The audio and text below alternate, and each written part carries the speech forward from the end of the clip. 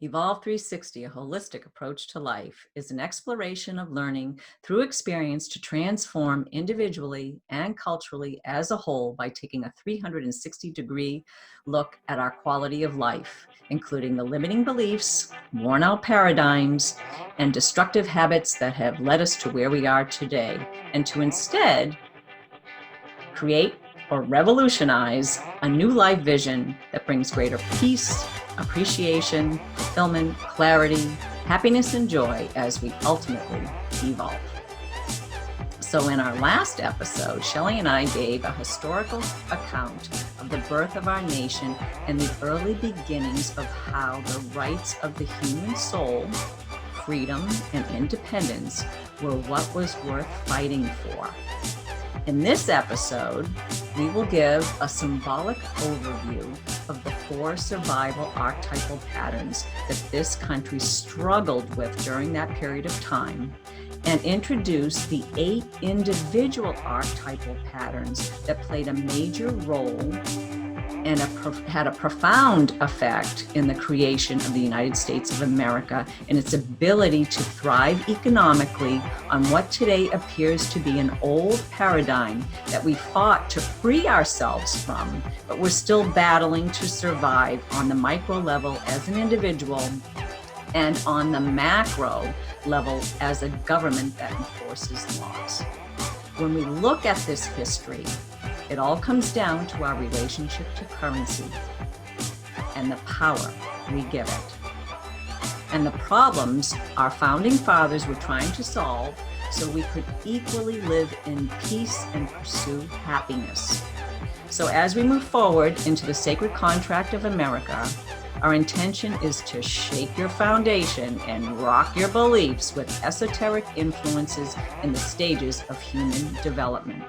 So buckle up, because we're going to shed some light into the dark areas of the collective soul. So let's dive in.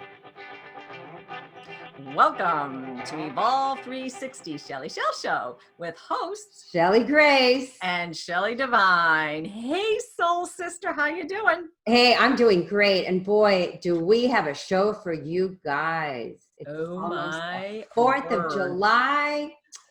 And we have been really busy putting something really cool together for you. So Shelley. Well, first I'm going to say Happy Independence Day to everybody. Yes. Happy Independence Month. We're going to, because we're into this for the next month, the Sacred Contract of America. But we wanted to talk about, in case you missed our last show and you're just jumping on now, what is a sacred contract? What is a contract? What is it? Exactly. Yeah. What is it something that you sign in like pen and paper, or is it something on a soul level? So that's what we're going to hear talk about a little bit before we jump into the show, because we want to educate you guys and get you to think.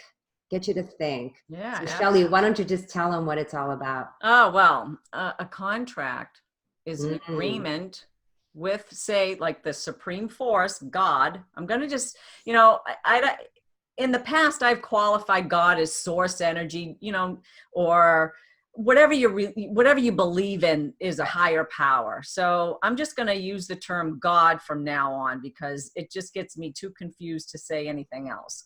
But it is a contract with God that we have here on earth to fulfill in our life. Mm-hmm. And it has to do with the building our self-esteem along the way, and building our own individualized power through freedom and grace. And we can choose during that time to enlist the aid of archetypes, which we talk a lot about. We've talked about the 4 survival, which we're going to talk again about because we just can't get away from them. And then we can also use spirit guides, or, that gets into a little of the woo-woo, or we can pray and meditate and call in the grace of God to help us decode or interpret what is personally individual to us as a sacred contract, whatever our unique contribution to life and the life around us. And not only do we have that as individuals, but so does a nation. And our nation, along with all the other nations in the world, have contracts to have their own. It is so interesting, isn't it? Because we have our own, and then the nation that we belong to. And interestingly enough, we all share what Shelley and I call our 4 core, which is the 4 survival, which we're going to really go into now. And Shelley, should I tell them? We are working on a course specifically on the 4 core, and you're going to hear more about it. We're going to be launching it in August, and we're really excited about it so that you can understand more about what we're doing. Yeah, so as you know, if you've been listening to us, the 4 core archetypes are the child, the saboteur, the prostitute, and the victim.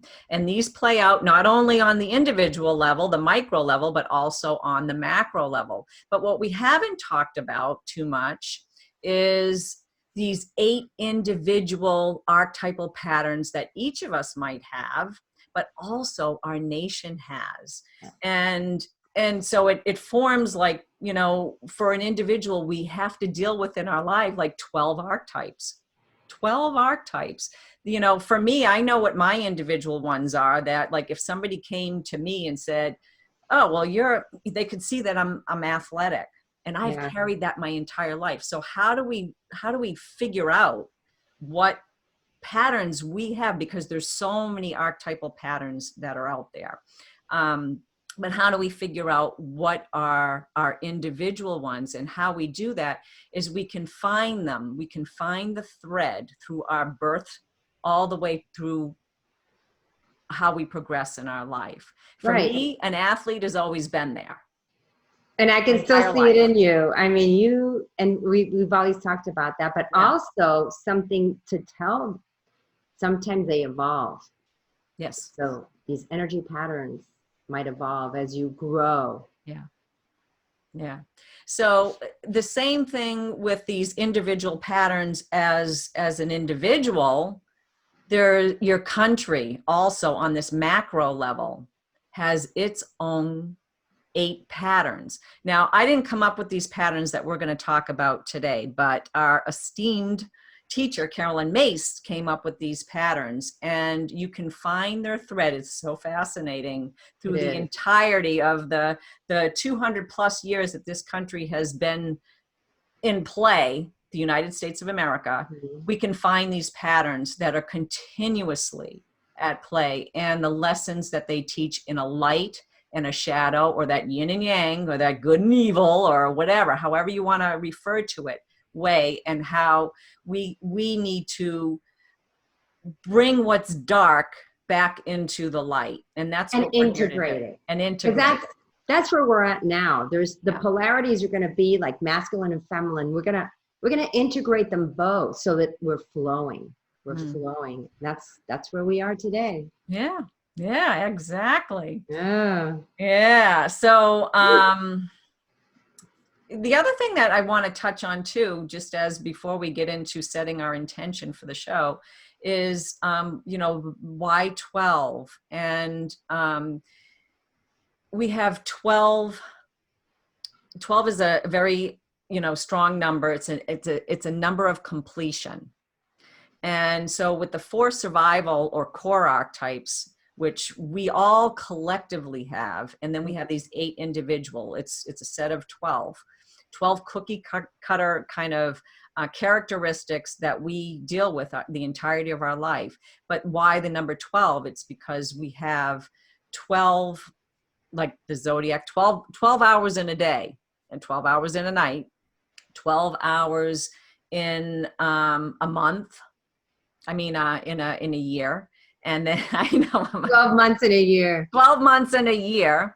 And then there's also the 12 signs of the Zodiac. So we're bringing in the cosmic. I told you we'd ground this, bring the cosmic down to earth. And in those houses, we all have to deal with all of these particular the energy. The life experiences of like, we have to deal with developing our character. This is how we develop power and self-esteem in our lives, is we develop character, like strong virtues or vices. We develop our health is another important thing, so we can actually live in a healthy body to get through our lives.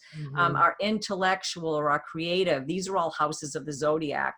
And our financial, how we deal with our finances, how we deal socially with one another, how we deal with our family members and parenting, our love relationships. These are all things that we all have to kind of contend with during our lives, our career, our occupation, and then the quality of our life, or whatever we have for a life vision, which gets into our fate and destiny, which we are going to touch on in one of these episodes that are upcoming. So with that said, these 12 houses, these 12 archetypal patterns touch on these houses and helps us to navigate this 360-degree life vision or quality of life that Shelley and I are so big on putting this all together to create this flow of light and shadow and unifying it, but making it into, as we proceed with all the chaos that's going on in the global village, as well as in our country, and then all the way down to the individual. We're working micro to macro, macro to micro. And so we're going macro into the sacred contract of America today. And I'm going to leave it with Shelley, and she's going to set the intention for the show. Oh, what a great We're going to go through some history. Yes, we are, boy. A lot of history, but what a great way to segue right into our intention, because our intention, and we're always going to refer to Carolyn Myss because she is our esteemed teacher. We love her tremendously. We started this show. We started the intention for this business and this show back in 2006 when we met this first day that we went to study with Carolyn. So that's a really long time ago. So moving forward and setting the intention today is a quote by Carolyn Myss, and she says, "To not understand history is to not have a compass to move forward." And what a great time right now within this country. You know, we're going through a lot of chaos. It's not only COVID, but we have a lot of chaos going in within our society. And how do we go back and understand what's happening? Well, I know for myself, I'm going to give you a story. I wasn't born in the United States of America. I was born in Cuba. So to me, I came here as a baby. I've always been American. I feel that these are my roots, but they really weren't. So for me to have a better understanding of my own personal micro life, which is myself, is to the collective, which is the macro. I went back with my mom and my two kids to see where I was born. And it was a very emotional experience for me as I went back and I saw where my parents had built their home and all of the different places. And it was really good for me to come back and then to make a bridge where my culture was, where I was born, and how I came to be the woman that I am today because of all of those experiences. And it gives us a sense of identity if we don't have one. It's very important. And someone said to me, when you touch the soil that you were born on, that really takes you to another level within yourself. So now we're here talking about the sacred contract of America. It's July the 4th. We're celebrating our independence, but how did we come here as a country? And what fascinates me is that our own Myss Shelley Devine lives in where it started, which is the epicenter, which is Boston. There was so much going on in Boston. Yeah. And, we were talking as we were doing our pre-call for the show, and we're saying, okay, girl, so share with us a couple of who your neighbors, what's going on with your neighbors today? Because Shelley's full of history, and she had some really interesting neighbors right around the corner from where she lives. So tell us about your neighbors. Oh, you're too funny. My neighbors. Well, there was a lot of rivalry going on back then in the day. And apparently, I'm going to bring us back to the rebel again. Okay. All right. And then set a tone for what was going on back in Beacon Hill back in the day, about 200 plus years ago. Now, for some of you who haven't listened to the show, I'm usually on the Boston Common teaching an outdoor fitness boot camp year round. And so I'm running up and down all these hills with my boot campers and going by these streets and that are named after famous founding fathers. And then there's just so much going on there. I love Boston. It's really full of rich history. Oh my gosh. But the funny thing about it is this, we're going to touch back on this rebel thing, because you have these kind of aristocratic dudes up in Beacon Hill doing their thing. One is like inciting, like wants to break away from King George, which we talked about in our last podcast. And then there's others that are, playing the roles of supporting, the troops and stuff. But about 10 years later, after we kind of win our independence, this is still going on. And it's fascinating because there's a lot of, antagonistic kind of things going on between neighbors on this micro level. And they're living up in the same area, the same neighborhood, but they're striving for something greater. For power. For power. It's all about the power. Yeah. For power. And these are wealthy men, but everything that, say, the little guys and the guys out in the countryside in the rural areas are now feeling some of the same things that happened with King George is now happening with our newly formed government. So history is repeating itself, isn't it? Like within 10 years. Wow. we just, we probably just got out of, signing treaties to, King George said, okay, see you guys later. Didn't want to sign the treaties of Paris or something. And well, we're going to talk about that in the next episode, The Sins of America, because that treaty's hot. Yeah. Well, so with that, we finally signed that, but then we found ourselves, this is where currency comes into play, in debt. And we've been in debt since this country started. I can't. National debt is like ever since it began. So we were in debt to other countries, primarily probably France and who else? I don't know who else, but I'm not that much of a historian, but I know enough to know that we were still in debt. And we had, as a new government, we had bills to pay. And we ended up having tax collectors. And so up in Beacon Hill, you got like Mr. James Bowdoin or Bowdoin, I don't know, French guy. He is very wealthy man, and he's got streets named after him. And I'm like running up and down there, and I never knew all this about him until, looking into this research for this show. And he's out taxing and double taxing because he wants to get the debt paid for. He's this dude's an honorable guy. He's paying his bills and stuff, but he's doing it by collecting taxes from the townspeople. And then they're going out to the outskirts, to the other townspeople in all the areas, going up to, wherever, New Hampshire, up to, all through Massachusetts and stuff. So how this plays out is these guys that fought in the military, the militiamen, our patriots, they go home, and what are they finding? That there are police officers or whatever, not police officers, but, guys representing these tax constables and stuff are taking, they're like, you can't pay your taxes. Well, we're going to take your land. We're going to take your house. 'Cause that's all that people had out. That's all they had. They had their homes, they had their land, and now it's getting confiscated. Wow. To pay for the debt of the war, the money that we owed to free ourselves from England.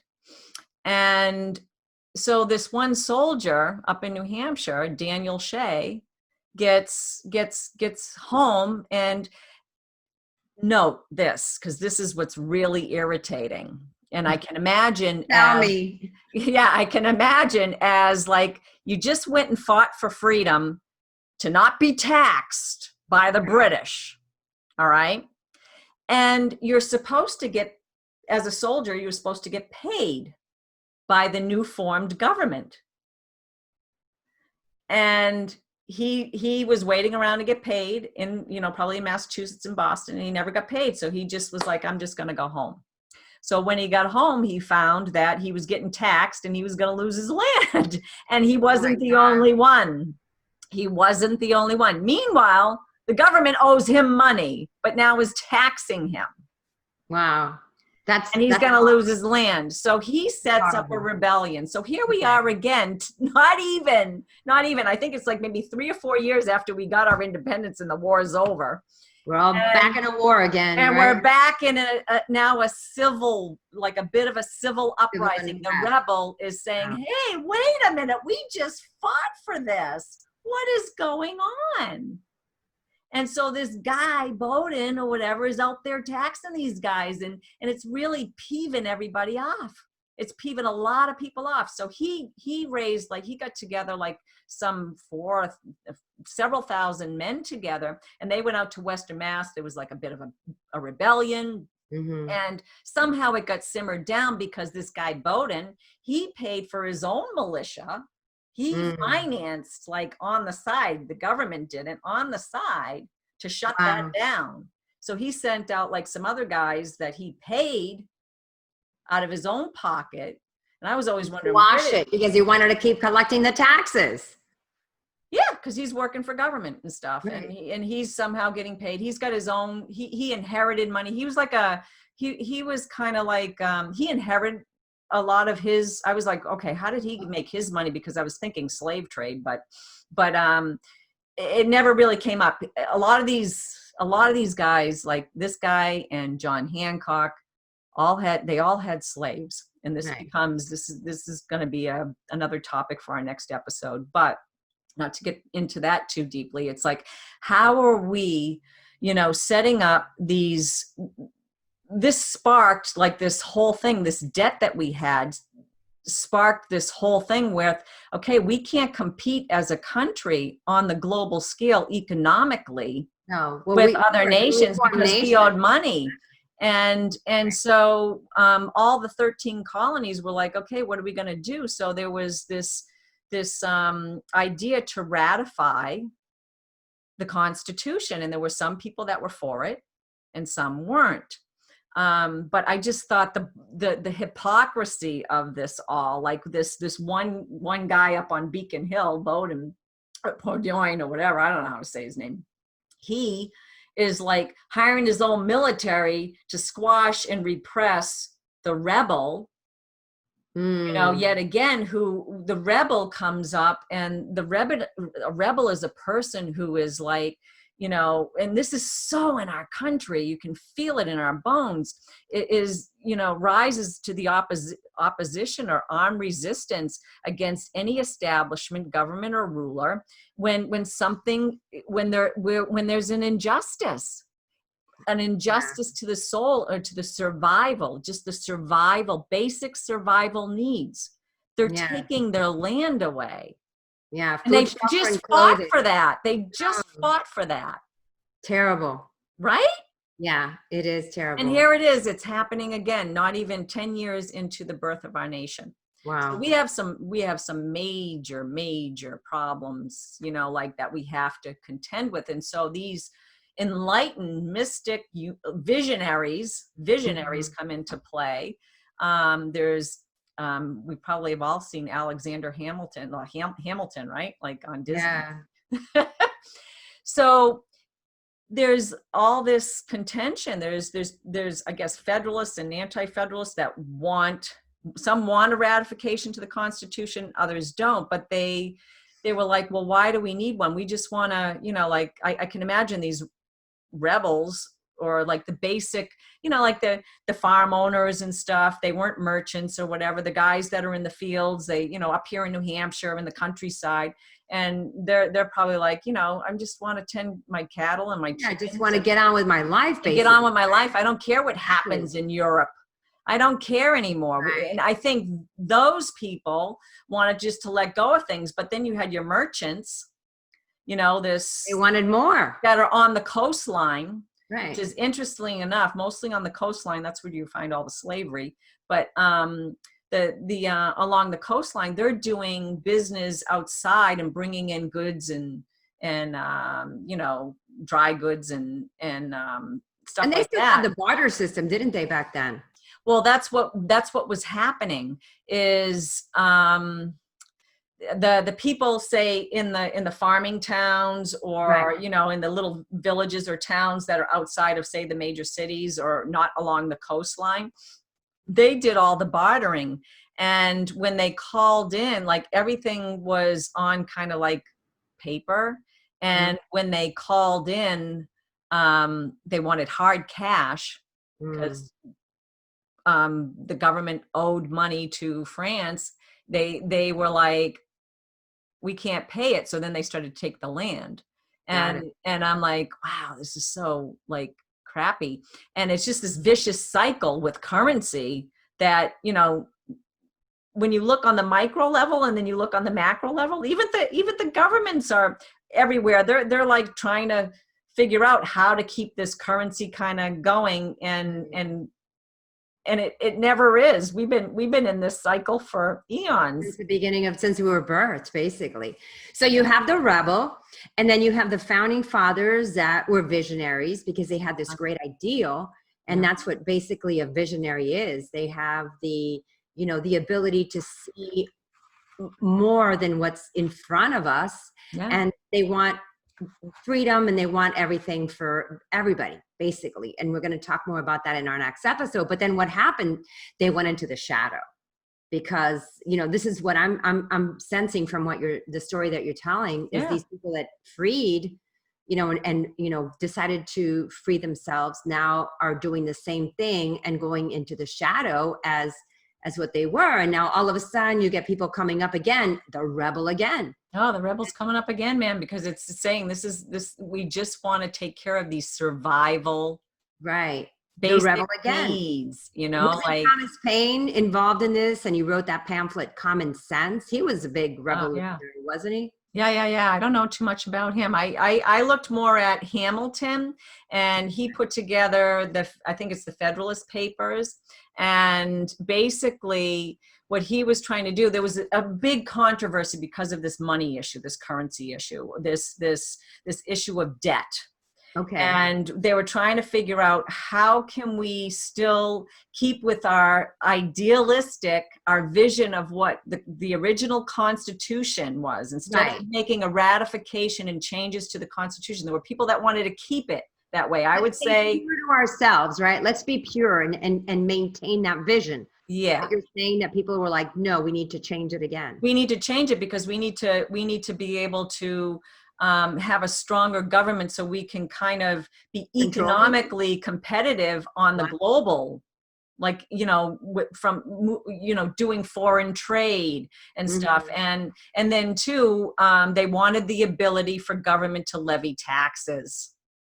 And so here we are, we're starting with the tax thing all over again. And so Hamilton wrote, along with James Madison and John Jay, these essays that were basically just seen maybe in New York, but they are on support for a ratification for the Constitution, but also to keep the Constitution in play, because they did believe in what the Constitution said, but they were still okay, how do we do this? I mean, you have to look at, these guys were still part of, they're thinking wow, equality for all human beings, but they could see the hypocrisy in their own selves of being owners of people. Right, exactly. They could see that, but they still, during that time, it's like, how do you change something that is so ingrained in humanity? It's in humanity. I mean, we find this in ever since the beginning of time. Right. You know? Madison was he was the fourth president, wasn't he, in the United States? What was that? James Madison. Yes. Yeah, he was brilliant. Brilliant. I mean, he basically ended up, I mean, this all led to the ratification of the Constitution, and they wrote the Bill of Rights. But it set up a real heated debate at that time about the government and how it was going to be formed, because they ended up separating into three, the legislative right branch, all the branches, the executive branch, and so they ended up doing all that through writing this, but it's so played out with them being visionaries to see this through and actually get 13 colonies in agreement to sign it, and then other states actually that came on board. Other states that came on board. And it's interesting because I know that there was a lot of women that played behind the scenes roles, and some of them were the wives of some of these founding fathers, but you don't see women like we see today. And I believe now the women, the mother energy is coming into play. Yeah. Because it's softening, as you know, that we're going away from the patriarchy in the present time, and we're trying to evolve more of that mother essence.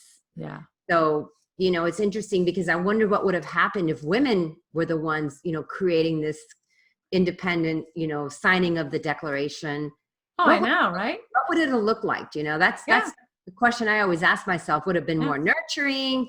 Would we have been more inclusive of everybody? Would we have said, no, we're not going to ratify. We're going to keep our idealistic vision. Yeah. It's very interesting.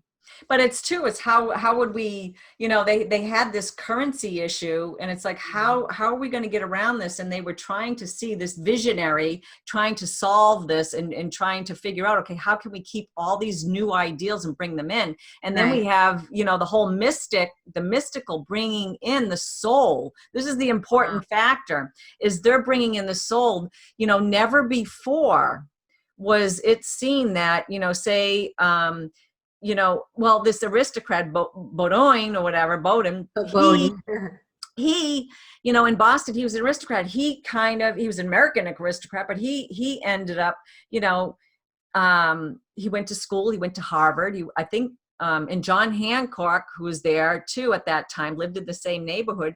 These guys are both entrepreneurial men. They're educated. They both went to Harvard.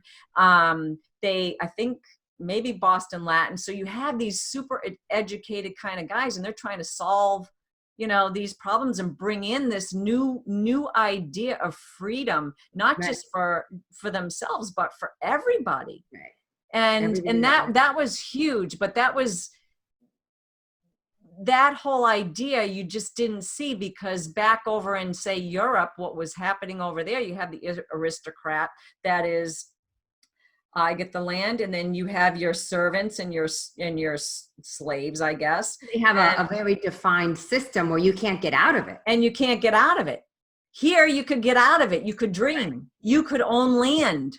You could own land. You could come up with, like you could go to school and you could study something and learn something. You could learn something beyond what was just the 4 survival archetypal patterns just to survive in your life. So that's what was given here. That's part of, the sacred contract of this country. And this archetypes, these 3 archetypes that we just touched on, the rebel, the visionary, and the mystic. And Shelley just touched on the mother, which is another important archetypal pattern that really you can find that thread throughout our history, and how they played out in developing our country, and to keep we have the checks and balances in our government, but these archetypal patterns keep a checks and balances on us as humans and individuals. So when we're not getting, this entitled, to me, these guys were a little entitled, even though they might have been visionaries or mystical, having mystic ideas coming in that were related to God and the soul.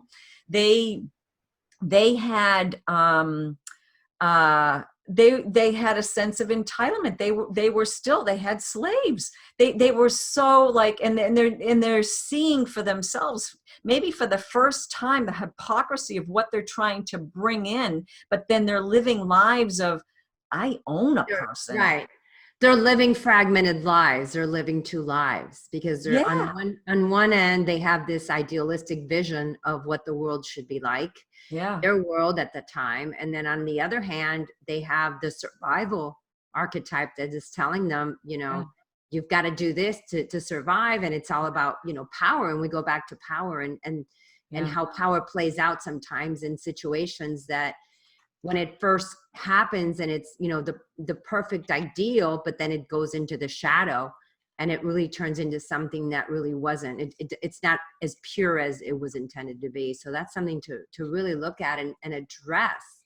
And talking about the mother, I think of someone who's very nurturing with open arms. Yeah. Who's, and that's our country. We've taken everybody in here, everybody, right? And the Statue of Liberty is to me, that's a mother icon. Of this country is the statue. I don't want to get ahead of myself because we've got another show that we're going to talk more about that. Yeah. But, Betsy Ross was one of the people that she sewed our first flag. Yeah. And she's also, very. Yeah. And I would imagine we don't hear too much about, some of the founding mothers or founding fathers' wives. But they were probably the backbone of, the husbands probably came home and said, blah, blah, blah, blah, whatever. I'm dealing with this guy and how do I do? And the women probably gave them some sort of, some sort of insight into, how to navigate through things to get things to come through in these documents, these precious documents that were written back then to address the soul of humans, of this nation and of this nation country. In the country. Yeah, exactly.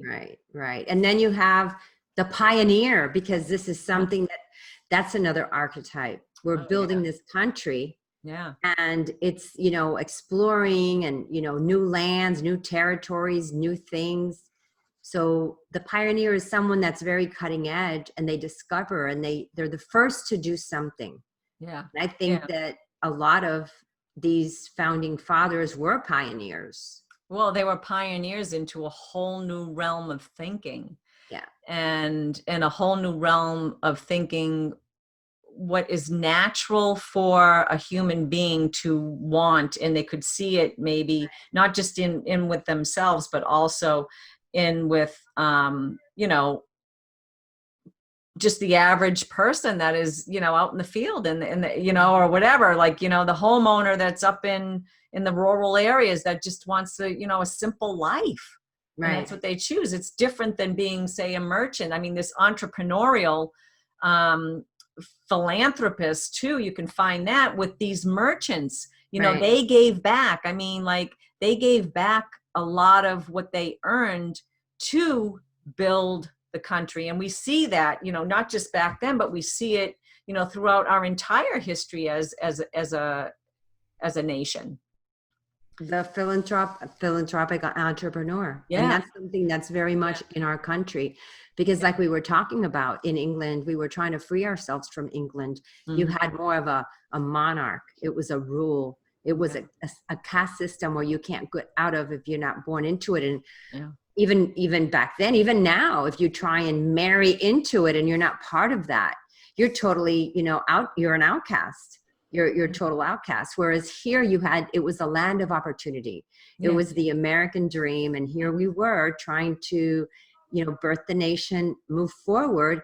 And all these archetypes had a role in the founding of this country. Yeah. And Shelley's talked about the rebel, the visionary, the mystic. We touched upon the mother, the pioneer. And now Shelley's going to talk about the slave master. Oh boy, the slave master. Yeah, because that's a big one in that. Okay, if we go back in time, the slave has always been here.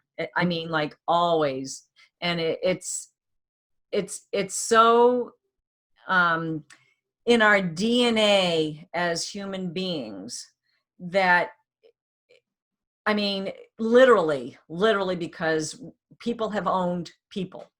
Well, and not only that, you could be a time. slave to your job. You Yes. can be a slave to, you know, your finances. Yeah. You can be a slave to food. You Yeah. can be a slave to work.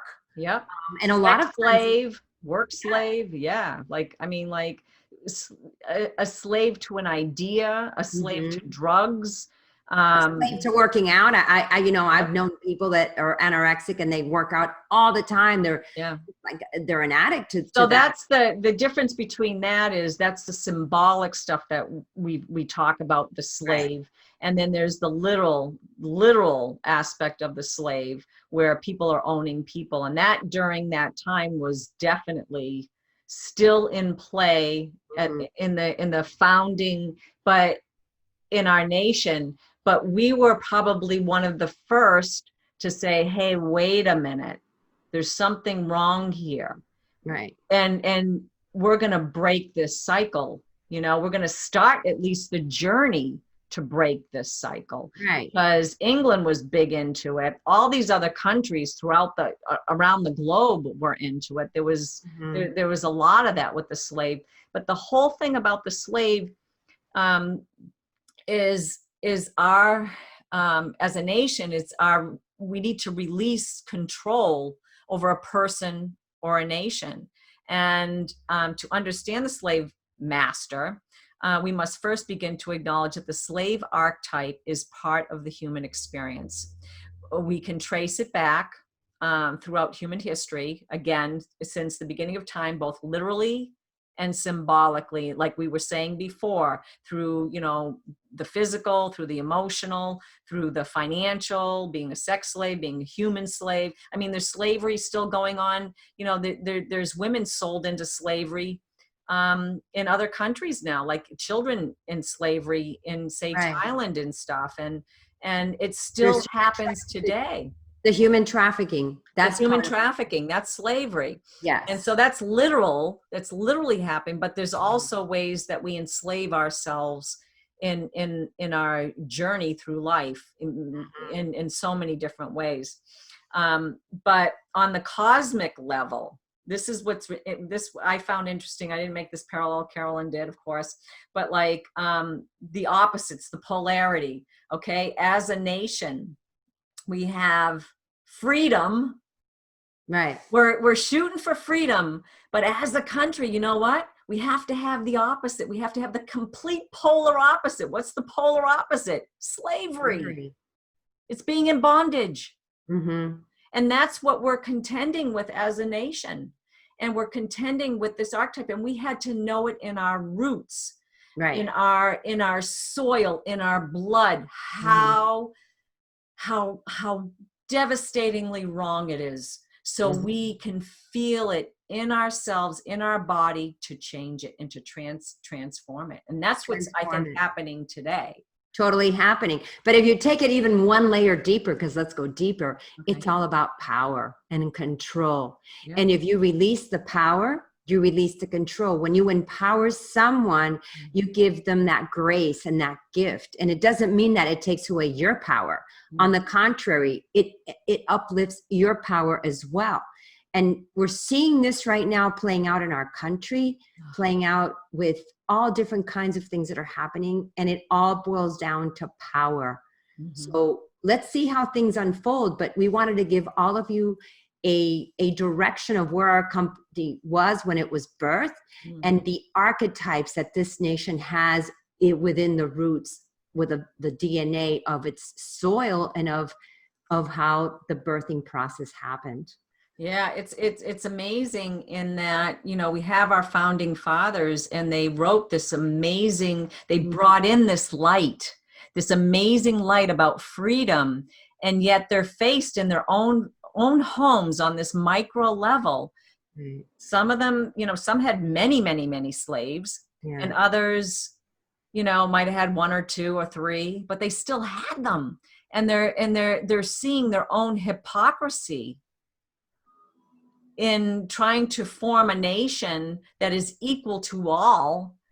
And yet here they are, and they're living this other life with going against what they're trying to bring in, what they're trying to change. And this, all of these archetypes, like even the entrepreneur, for instance, who is, I think I touched on in our last episode, there was this whole age of enlightenment here in America where education was really like, booming. We had Boston Latin. I think I said it was Roxbury Latin. Right. Roxbury Latin was around that time too. Yeah. Roxbury Latin is a private school in Boston. And that's why I had touched on that, because I lived near that school, and my ex-husband went there. So I knew about that more so. And my son ended up going to Boston Latin, but Boston Latin was the school that, like, all these, John Hancock went there, Ben Franklin went there in their earlier years. And then they proceeded to go on to, some of them went on to Harvard. Right. And these, even Harvard was funded under, I think the guy that owned Faneuil Hall or whatever, I forgot his first name, but he was a merchant. He was a merchant. And I think he sold slaves. And so, all this stuff back then, all this great stuff that was happening, how it was funded was through these,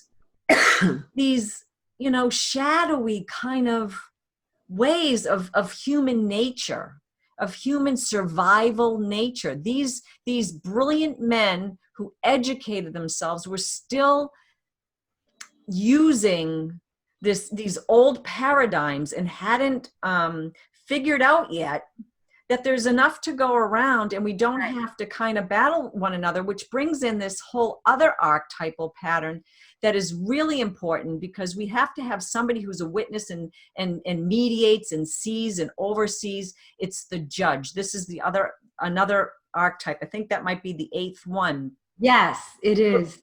Who and this one is the one that, looks at things and has wise discernment and can see and can negotiate the laws that are being set down, and to make sure that they're being, that there's justice being handed out and down, and there's compassion with that justice that and is there's given. Balance. There always has to be balance. Yeah. So, and so it's really getting back to the judge, it's like, okay, we have to have this particular force that is observing what is happening and kind of being detached, but also not being in a position where legal issues are being manipulated and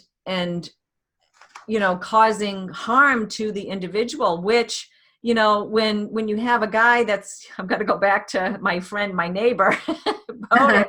I'm going to go back to him in the neighborhood, and he's like thinking, I got to collect taxes, and he's going in tax. And you got like somebody, these other men are observing this, and they're saying, wait a minute, this isn't working.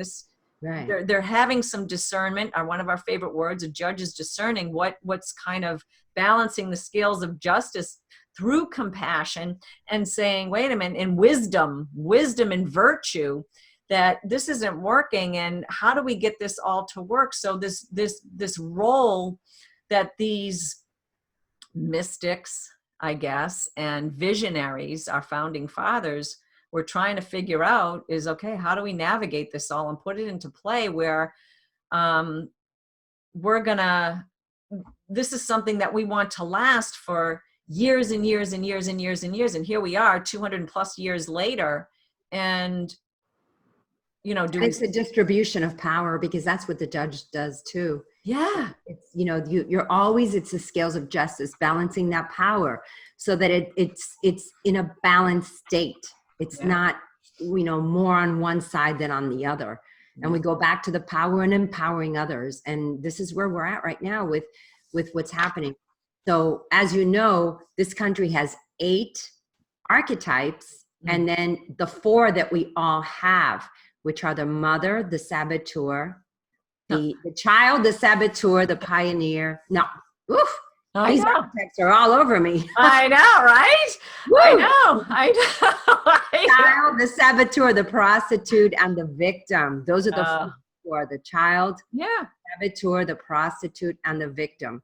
And then the 8 that we have for the birthing of this country, which is the sacred contract that America has. Yeah. That Yeah. we just named. Yeah. So just to reiterate, like Shelley just said, is we have the rebel who alerts us to when our survival needs are being violated. Right. That's basically what the rebel will do, and it does it. I mean, we can see it today, and it's been there. We're gonna touch on the rebel again in our next episode, and then there's the pioneer, and the pioneer is it's very intertwined with say the entrepreneur. The mother, which we didn't talk too much about, we're going to bring more into play in the next one, because she really starts to show face, I guess, as we move forward in the next years, the next generations, along the course. But she was there at the beginning. I mean, she held a musket and she was firing and helping out, like doing her thing back here, and then there's behind the scenes. And it's fascinating because the mother really turns into, I mean, she's very into pioneering this whole new illumined state of equality, right? Because she wants equality for herself, man. And then the entrepreneur, which is very much the entrepreneur philanthropist. It's all about the philanthropist is about generosity. And that's one thing about this nation that is really something that as entrepreneurs, they do give back. They give back to communities. They give back to other nations. And that's one of the great things about this country. We will help you out. And what Shelley was, touching on too is our archetypal forces is one of the things that these archetypes are about, is helping these 4 survival archetypes. Right. They're about okay, the entrepreneur will be helping a victim. We are all about okay, if we have the money to help you or something like that, we're going to help you. We're going to help the orphan. We're going to help, come to these lands. We're going to help the political refugee or whatever. Or, say if your country gets blasted with some sort of tsunami or whatever, who's there? The American Red Cross. Hello. This is so true. Wherever there's a problem, and even when there is no problem, we're there. Yeah, it's that's what this country is about, and we've become noted for that. But we also have become, noted for some other things too, which aren't so great. And then there's, the mystic is bringing in this whole idea of this freedom and equality to all people. That's a new idea that is just on this land. It comes up on this land, and then the wisdom that goes along with it. The judge, who is kind of the mediator. I think Ben Franklin would definitely be a really good mediator back then. He had these guys had these archetypes all embodied in. And this is one of the notes I want to make too, is about that. Is even though we as individuals have our own set of particular cookie cutter qualities that can be classified as an archetype. I mean, for me, I have the damsel, which we talked about before. I have my artist. I have my athlete. I have my warrior, and there's 4 other ones too. But like a journalist or scribe, I have that. And in those, and then I have a goddess too, which you do. I think we both do. Yeah, Artemis, man. I'm I'm for the kids, the animals, and and I can shoot that bow and arrow. But there you go, girl. Yeah, and the healer, I have the healer. But as I have my individual 8, I'm also gripped like these can have an effect on me. The rebel, the pioneer, the mother, the entrepreneur, the mystic, the visionary, the slave, and the judge, I can still absorb all those because I'm native to this land. And so when Shelley says, oh, you got a rebel in you, and I'm like, yeah, I do. I mean, I'm more like a revolutionary because I grew up in revolutionary land, rebellious land. I mean, I lived in Boston half my life. I'm in New Hampshire. I'm like, you are a rebel. Daniel Shay. You know, I'm down with that guy saying, hey, wait a minute, you're taxing me. You still owe me money. Hello, and you're taking my land? I'm the diplomat. I'm like, hold her back. And then I throw her out, hold her back, throw her out. So I mean, these play a role in us, and so if you're an American and you go outside of the country, you carry these archetypes with you, right? Even though you have your own set of that's personal, that's you still carry this. It's like the essence. It's like a perfume. Yeah. So it's the essence of this energy that you have. Yeah.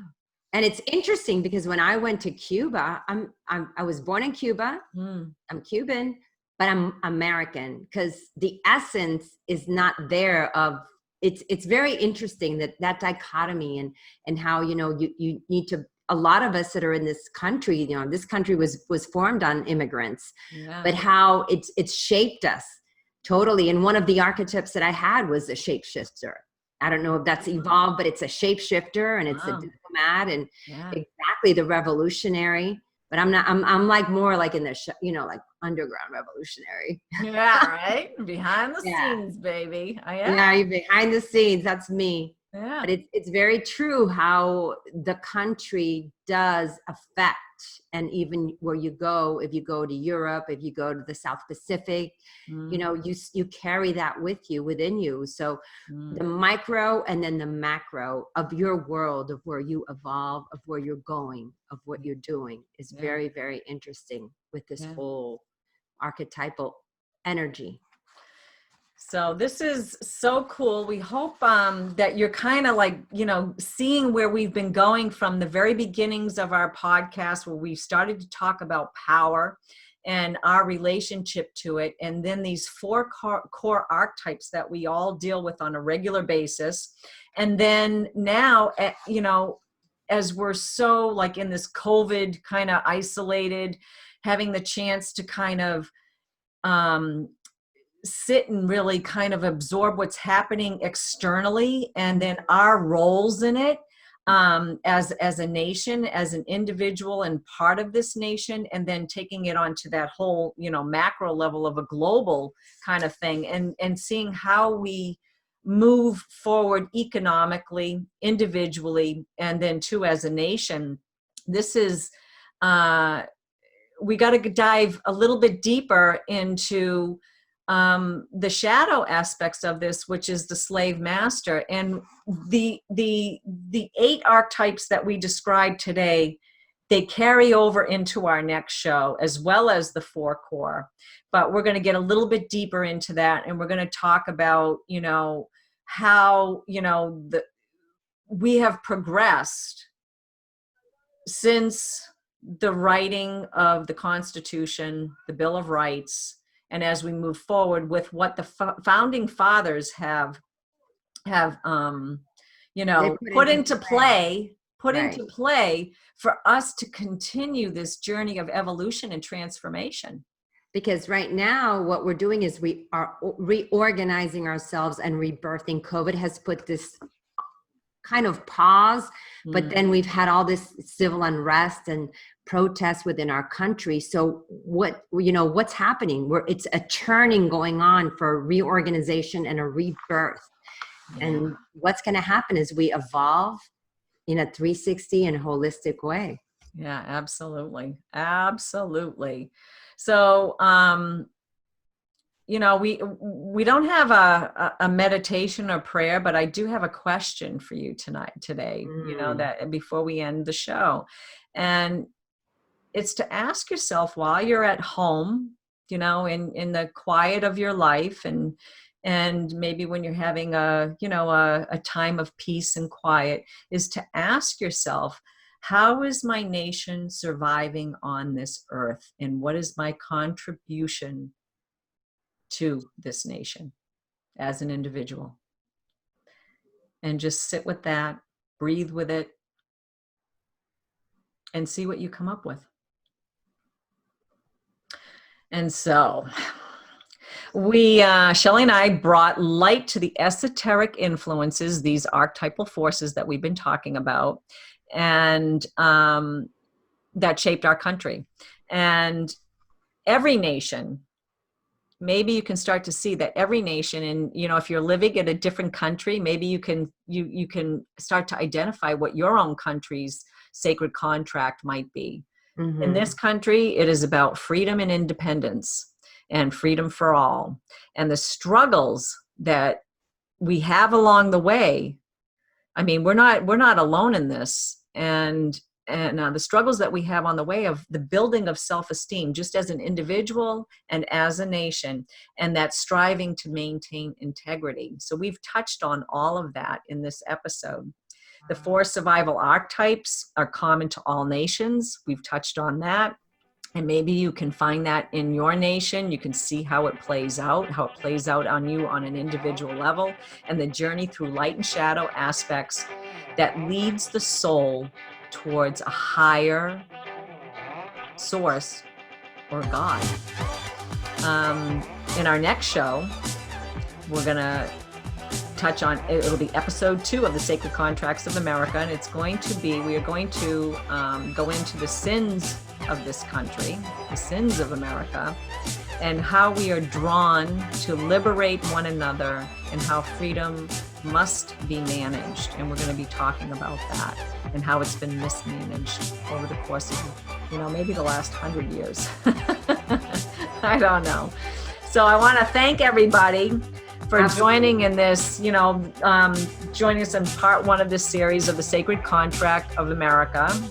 And if you enjoyed the show, please leave a review and let us know what you think, if we motivated or inspired you, and just leave a little line, or you could comment and let us know, if we can.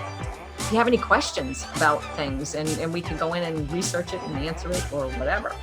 And then never miss an episode at Evolve 360 Show by remembering to subscribe or download on iTunes, or you can follow us on YouTube. We're there too. And yeah, that's it. This is you, Shelley Grace. We hope you like the show. And Shelley Devine with Life Unplugged, Raw and Real. See you on the next Evolve 360. Thanks for listening, and happy Independence Day. Happy 4th of July, everybody. Woo, woo. Bye-bye. Fireworks. Boom, boom, boom, boom. Boom, boom, boom, boom, boom, boom, boom, boom, boom, boom, boom, boom, boom.